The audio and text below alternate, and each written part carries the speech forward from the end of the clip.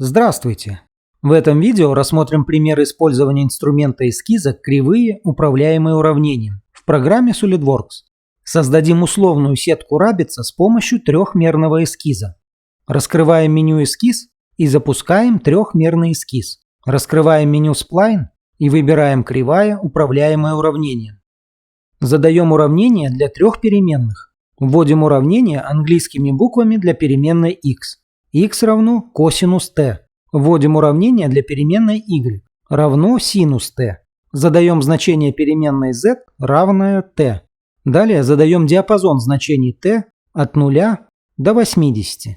Нажимаем на свободное место и создается предварительный просмотр винтовой кривой, построенной по заданным уравнениям. Увеличим амплитуду кривой по направлению x, добавив в уравнение множитель равный 5. Увеличим период колебаний по z, добавив множитель равный 4. Можем изменить размер кривой и по y, добавив множитель больше или меньше единицы.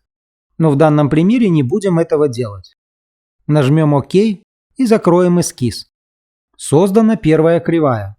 Выберем эту кривую и нажмем бабышка по траектории. Выберем круговой профиль, укажем диаметр в 1 мм и нажмем ОК.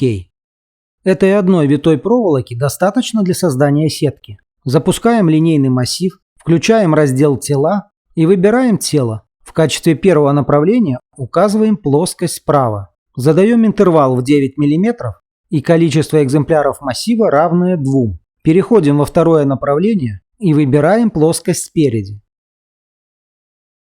Задаем интервал 12 мм и количество экземпляров массива равное 2. Затем раскрываем раздел «Пропустить экземпляры» и выбираем 2 лишних экземпляра. Нажмем ОК.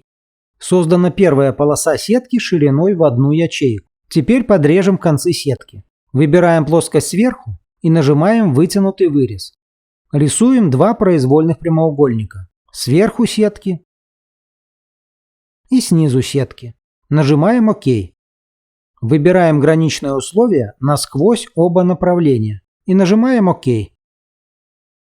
Осталось увеличить длину сетки. Запускаем линейный массив, включаем раздел «Тела» и выбираем 2 тела. В качестве направления указываем плоскость справа. Задаем удвоенный интервал первого массива, то есть 18 мм, и нужное количество экземпляров массива, например, 20. Нажимаем ОК.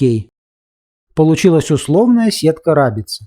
Изменяя множители уравнений, диаметр вытягивания и интервалы массивов, можно создать реальную сетку с нужным размером ячеек. На этом все.